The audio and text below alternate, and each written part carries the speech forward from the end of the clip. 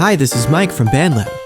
If you make music in styles with a heavy jazz influence, like lo-fi, R&B, or atmospheric drum and bass, using jazzy chords will make your music sound more authentic. In this video, we'll show you how to get a jazzier sound using extensions, voicings, and swapping between chords and melody. You can open this project yourself with the link in the video description. And if you find this guide useful, please hit the subscribe button and the notification bell to be the first to know when new videos drop. Jazz theory can get pretty complicated and can be intimidating if you don't have much music theory knowledge.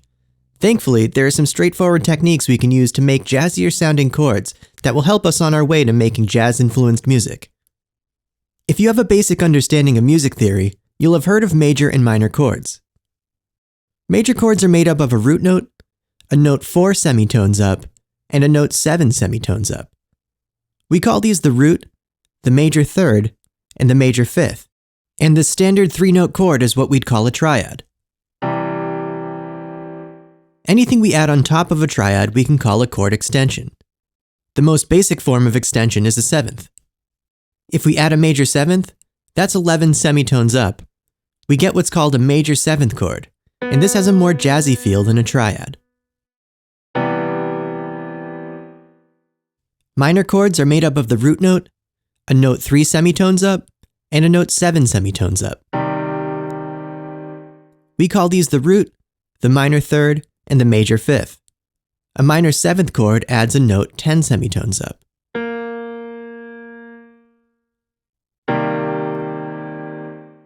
We can take things further by adding a ninth.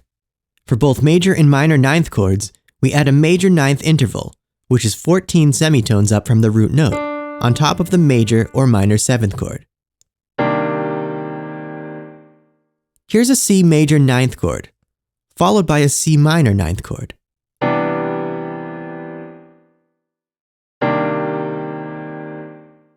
Ninth chords sound really jazzy. Let's compare them with basic triads. Here's a major triad, followed by a major ninth chord. Now here's a minor triad, followed by a minor ninth chord.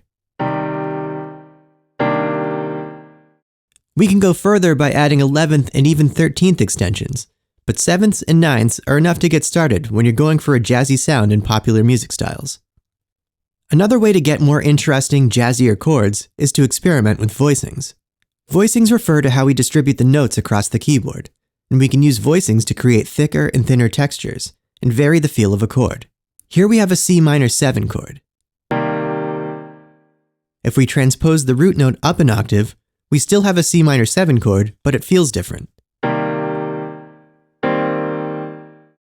With the different note at the bottom of the chord, the weight of the chord has been redistributed, and it has a lighter feel. When we rearrange a chord in this manner so that the third is the lowest note, we describe this chord as being in its first inversion. If we take the third up an octave, the fifth is the lowest note, and we describe this as being in its second inversion. If we take the fifth up an octave, the seventh is the lowest note, and we describe this as being in its third inversion. If we listen to these chords in sequence, we can hear how redistributing the notes of a single chord can give us a feeling of melodic movement.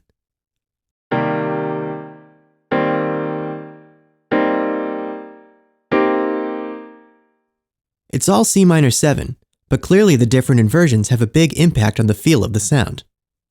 We can create a thinner chord by using fewer notes. For example, here we have a C minor 7 that omits the root and the fifth, and just uses the third and the seventh. This is followed by another version of C minor 7, with the third and seventh on the lower octave, and the root and the fifth on the octave above. It's the same basic chord, but it has a different feel and weight to it.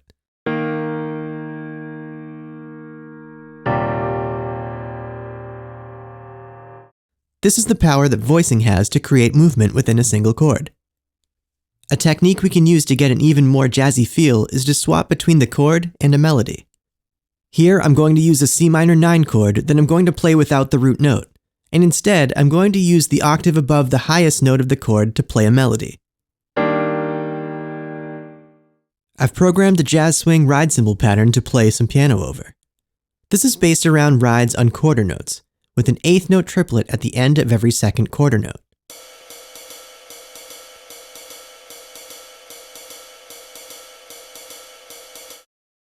Then I program a melody based around the C minor 9 chord, and swap between that and the rootless chords.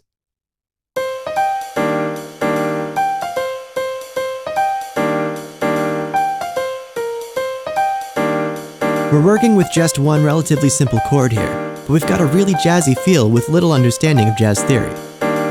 Remember, you can fork this project and make your own version of it using the link in the video description. Have fun!